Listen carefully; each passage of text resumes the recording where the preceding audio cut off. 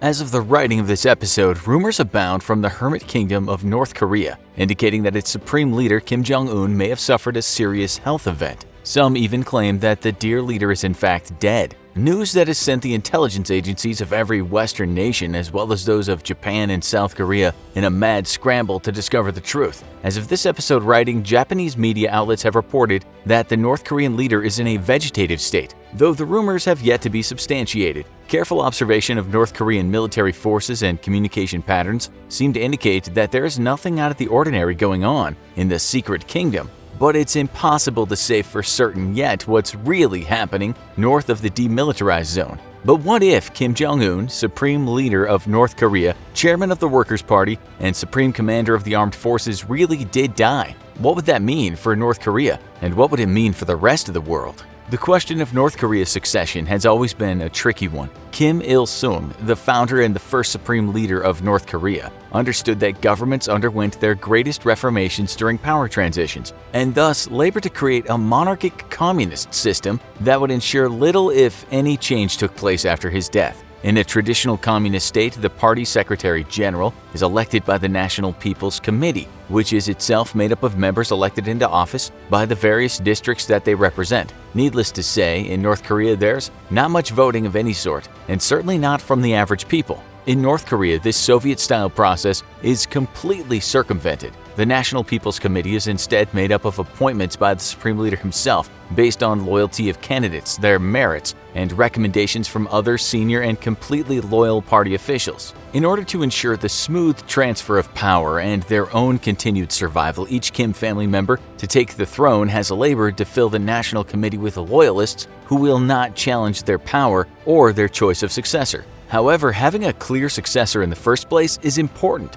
and Kim Jong Un lacks such a line of succession. When Kim Il-sung neared his death, he quickly began to groom his son, Kim Jong-il, to take power once he was gone. Kim Jong-il took on increasing government responsibility, giving him an air of legitimacy and competency long before his father actually died. As Kim Jong-il neared his own death, which was more sudden and unexpected than that of Kim Il-sung, he hastily appointed Kim Jong-un as his successor. The sudden appointment left many in doubt as to the future of the Kim dynasty in North Korea. At 28 years old, Kim Jong-un was not only young but inexperienced in leadership and the particular political intrigue of North Korea. He was quickly appointed to senior government and party positions, including the powerful National Defense Commission, and was granted the rank of a 4-star general, despite having no military experience. Senior party and military officials were immediately signed to him as mentors, and it quickly became clear to all that Kim Jong-il was planning for his young son to take over after his death. Despite all the preparation, though, the initial transition period was fraught with uncertainties. Even with his grooming and training, many believed that Kim Jong-un was too young,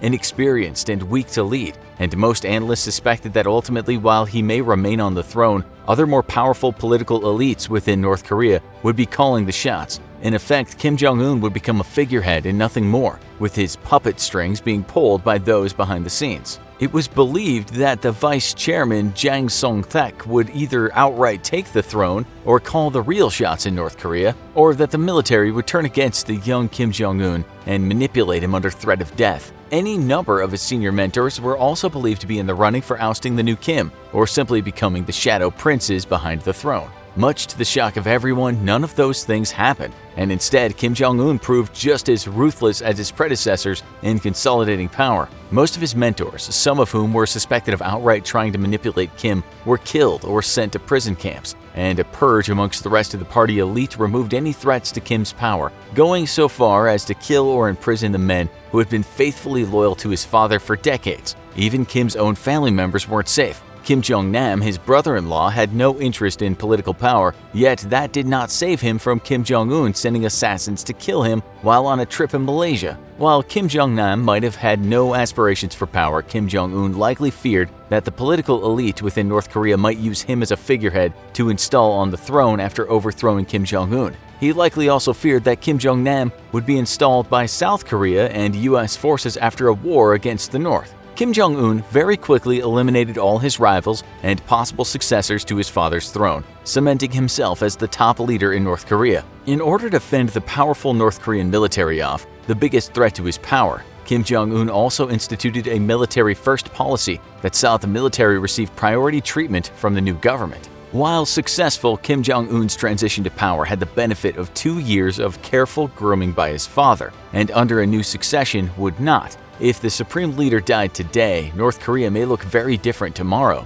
Kim Jong Un has no clear successor, and it's believed that in the case of his untimely death, it would be his sister, Kim Yo-jong, who would be granted power. This would be a dangerous proposition for the Kim dynasty though, since while Kim Yo-jong holds some position of political power in North Korea, the overwhelmingly patriarchal social structure of North Korea would likely see her regarded by many as an illegitimate ruler. Kim Yo-jong would have to be twice as ruthless as her brother if she wanted to retain the power, and yet in the end she might not be able to fend off a coup from within. While a member of the Kim family and a direct descendant of the original supreme leader to whom all Kim family members owe their legitimacy to, the fact that Kim Yo-jong is a woman would seriously weaken her claim to power. It's likely then that if Kim Yo-jong did retain leadership, she would serve as nothing more than a figurehead, exactly the fate that Kim Jong Un feared so much. However, she might very well be ousted completely, and there are two major threats to her power. The first comes from Chae Young-hae, who is currently the country's #2 man, a ruthless political elite with decades of experience and a direct link to Kim Jong-il as his trusted confidant. Not only does Chae Young-hae have a great deal of legitimacy as a political leader, his personal relationship with Kim Jong-un gives him some legitimacy with the Kim dynasty himself, and it's unlikely that the entire concept of a Kim dynasty would be trashed overnight. The hero worship of Kim Il-sung is simply too deeply entrenched in North Korean culture for that. Having Chae Young-hae step in as leader would likely be seen as acceptable to the North Korean people, especially if it was a, quote, temporary measure, end quote, until a true Kim successor could be named. In that case, Kim Yo-jong would likely be left in a position of power, though it would be Chae Young-hae who called all the shots. Kim Yo-jong's only role would be to serve as a link to the Kim dynasty, though inevitably she might suffer a terrible accident. After all, if Chae Young-hae is only acting as a regent until a worthy Kim successor can be found, then one of her sons could eventually take power for himself away from Chae Young-hae. Along with Kim Yo-jong, a large number of Kim family members would likely meet with similar accidents. A second threat to Kim Yo-jong's throne would come from the military itself, the single most powerful apparatus within the nation. While Kim Jong-un's military-first policy was meant to earn him the loyalty of the military, and it did, it has also served to cement its power in North Korean politics, and no successor to the Kim dynasty could take the role of supreme leader without their support. Whether an actual Kim family member or an outsider, the military could not only seize power in the event of Kim Jong-un's sudden death, it's very well positioned to do so. Not only is it the largest martial force in North Korea, its members also have deep ties to the national security agencies of the nation. No leader will take the North Korean throne without their approval. The most important thing, though, is if a successor comes from within the Kim family or not, as that will dictate how North Korea interacts with the rest of the world. While a Kim family member could over time change North Korea's relationship with the world, it would be an extremely slow and protracted process. Currently, the nation is ostracized by the world and economically sanctioned over its nuclear program and small stockpile of nuclear weapons. The international bloc standing against North Korea is led by the United States, which has made it clear it will not entertain any negotiations that don't include nuclear disarmament. This, however, is a problem for a Kim family member, as nuclear weapons are deeply tied to the legacy of the Kim dynasty. Kim Jong-un himself depended on the success of the nation's nuclear program, and had it failed to produce a working nuclear weapon, it's widely believed he would have been forcibly removed from power. In many ways, his continued hold on power is still dependent on nuclear weapons, and any abandonment of the North's nuclear program would be seen as treason against both Kim Il-sung and Kim Jong-il, as well as deeply anger the powerful military. If a new Kim family member were to take power, abandonment of the nuclear program would be tantamount to suicide. In a sense, a new Kim ruler has their hands tied at the international negotiation table with regard to nuclear disarmament. And for now, the issue of North Korean nuke development is a moot one. National policy will likely never change as long as a Kim rules.